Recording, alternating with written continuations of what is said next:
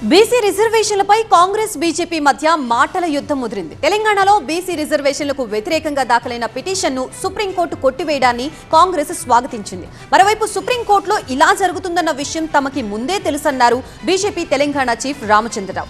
ఈ మాత్రం దానికి మంత్రులు ఢిల్లీ వెళ్లి హడావిడి చేశారని సెటైర్లు వేశారు. సుప్రీంకోర్టులో తెలంగాణ ప్రభుత్వానికి రిలీఫ్ లభించింది. బీసీ రిజర్వేషన్లకు వ్యతిరేకంగా దాఖలైన పిటిషన్ను సుప్రీంకోర్టు కొట్టివేసింది. ఈ అంశంపై హైకోర్టులో విచారణ పెండింగ్ లో ఉన్నందున విచారణకు స్వీకరించలేమని జస్టిస్ విక్రమ్నాథ్ నేతృత్వంలోని ధర్మాసనం స్పష్టం చేసింది.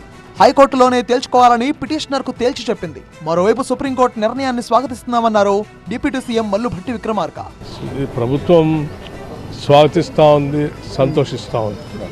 మేము ఏ బిల్లునైతే పాస్ చేసి కేంద్ర ప్రభుత్వానికి పంపించామో దాన్ని వెంటనే త్వరితగతిన క్లియర్ చేయకుండా పెండింగ్ పెట్టుకున్నటువంటి వాళ్ళు చేసేటువంటి ఒక కుట్రది. న్యాయస్థానాలు కానీ ప్రజలు వీటన్నిటిని గమనిస్తూ ఉన్నారు. హైకోర్టులో విచారణ దశలో ఉన్న అంశంపై సుప్రీంకోర్టు విచారణ జరపదన్న విషయం అందరికీ తెలుసన్నారు తెలంగాణ బీజేపీ చీఫ్ రామచంద్రరావు. అయినా సరే ఢిల్లీకి వెళ్లి కాంగ్రెస్ నేతలు నాటకాలాడారని ఫైర్ అయ్యారాయన. చిత్తశుద్ధి ఉంటే హైకోర్టులో బలమైన వాదనలు వినిపించి రిజర్వేషన్లు అమలు చేయాలన్నారు రామచంద్రరావు. హైకోర్టులో పెండింగ్ మ్యాటరే సుప్రీంకోర్టు పోయింది. న్యాచురల్గా సుప్రీంకోర్టు ఏమంటుంది, ముందు మీరు హైకోర్టు పోండి, అక్కడ చేయండి అంటది. దానికోసం మీరందరూ పోవాలా? మీరందరూ పోయి పెద్ద ఏదో నాటకాలు చేసి మేము సాధించిన ఫీల్ కావాలా?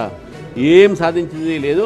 మీరు సాధించాల్సింది తెలంగాణ హైకోర్టులో అక్కడ డైజెస్ట్ చేయండి మీరు, అంతేగాని ఏదో నాటకాలు పెట్టి మేము ఏదో పెద్ద చేసేసిన అని ఫీల్ కాకండి.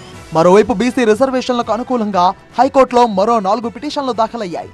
విహెచ్, సాయి కుమార్, లక్ష్మణ్ యాదవ్, చిరంజీవులు దాఖలు చేసిన పిటిషన్లను మిగతా పిటిషన్లతో కలిపి ఈ నెల 8వ తేదీన విచారించనుంది తెలంగాణ హైకోర్టు.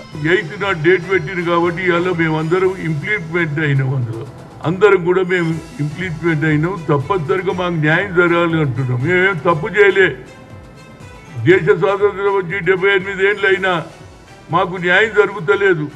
ఆ న్యాయం గురించి ఇవాళ రాహుల్ గాంధీ ఆలోచనను ముఖ్యమంత్రి గారు నెరవేర్చారు.